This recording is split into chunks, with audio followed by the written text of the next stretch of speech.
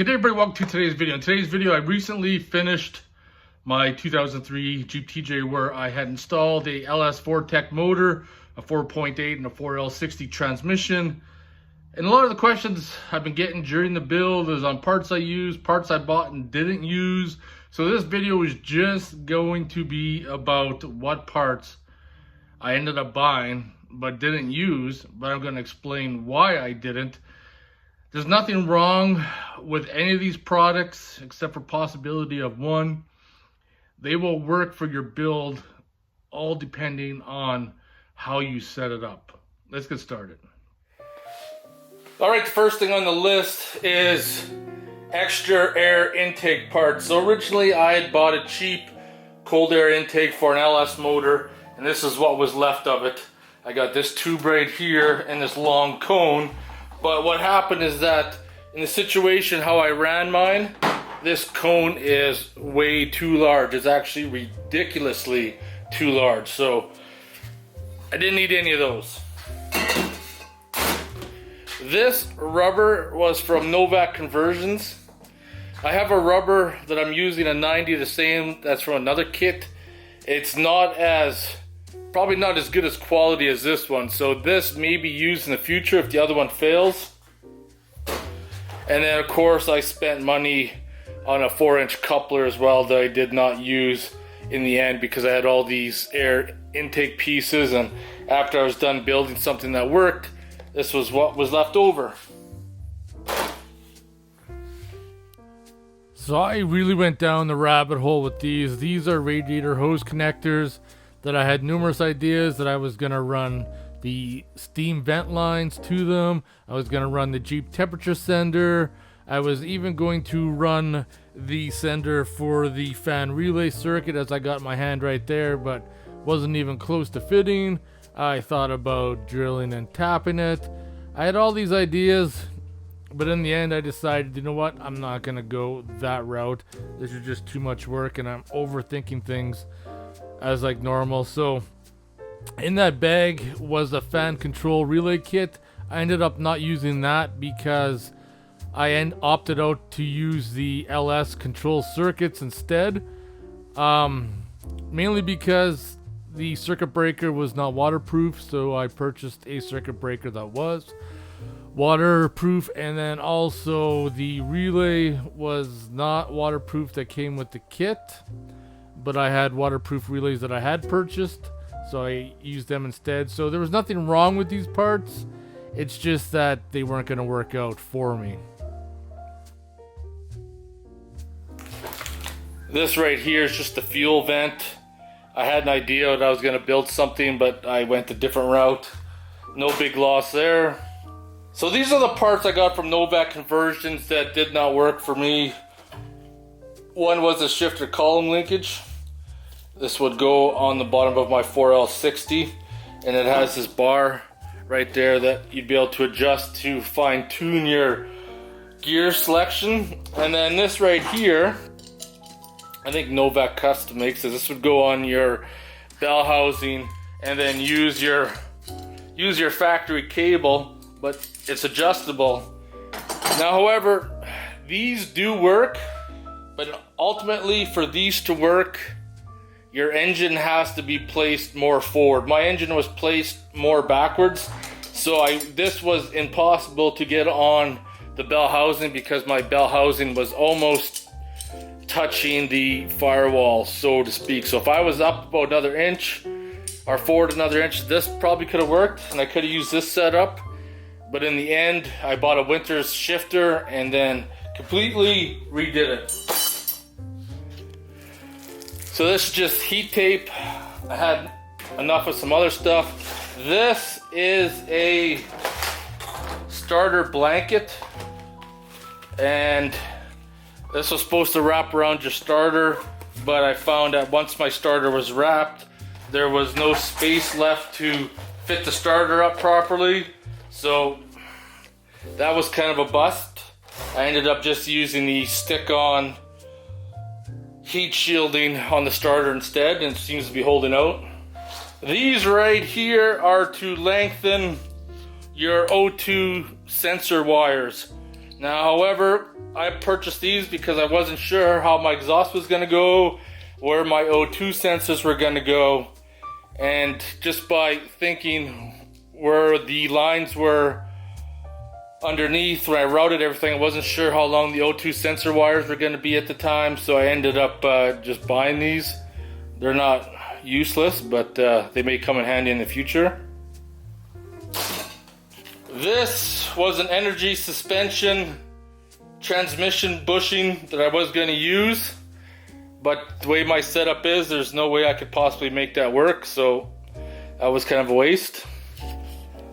This is a duplicate. This is a swivel water neck. I used a superior radiator and the lower rad hose is really short, so I need something swivel so I get it to work. Now what happened with this is that I purchased it off eBay, and the tracking number that the seller gave me got delivered to some place in California. So I filed a claim because they shipped it to the wrong address, and then it showed up like 2 months later. This little simple part is a Vss Pigtail, because when I was building my harness, if you guys have been following the video series, I ended up not realizing until the very end that my harness was wired for a 4L80 instead of a 4L60, and I could have did a couple mods to make it work for 4L60, but in the end I said screw it. But this was supposed to be the Vss Pigtail I was going to have to wire in. So this adapter right here was supposed to work into the LS head, I believe it was. I can't remember what I bought this for, but I think it was for the temperature sensor adapter, but didn't end up working. I can't remember the reason why now, but this is just another piece I bought but didn't end up using. These are extra exhaust parts that are left over from doing the exhaust. Originally I wanted to have the exhaust so it had this flexible piece in here to take any strain off the exhaust system, but the way it's set up, it wasn't going to work out for me.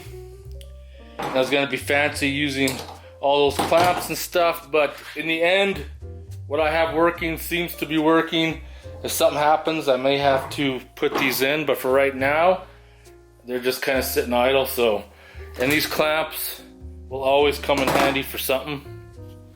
So this is an interesting piece. This is a Decoded digital signal converter.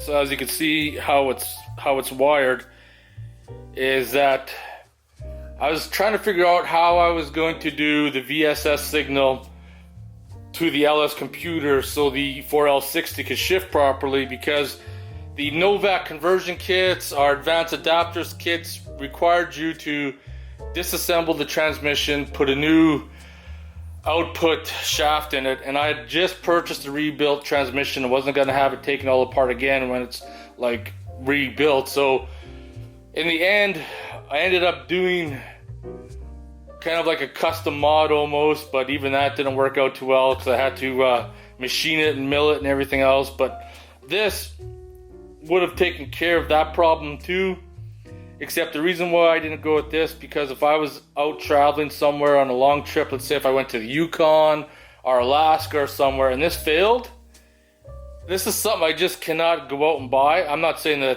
that this would fail, but if I had issues or something and this failed to work, then my transmission wouldn't shift properly and I'd be in a world of hurt. So that's why I veered away from using this.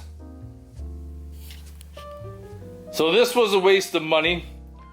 To this day, I was never able to get this to work properly. I do not know if the problem was on my end or if it was with the emulator itself. I could get it to work.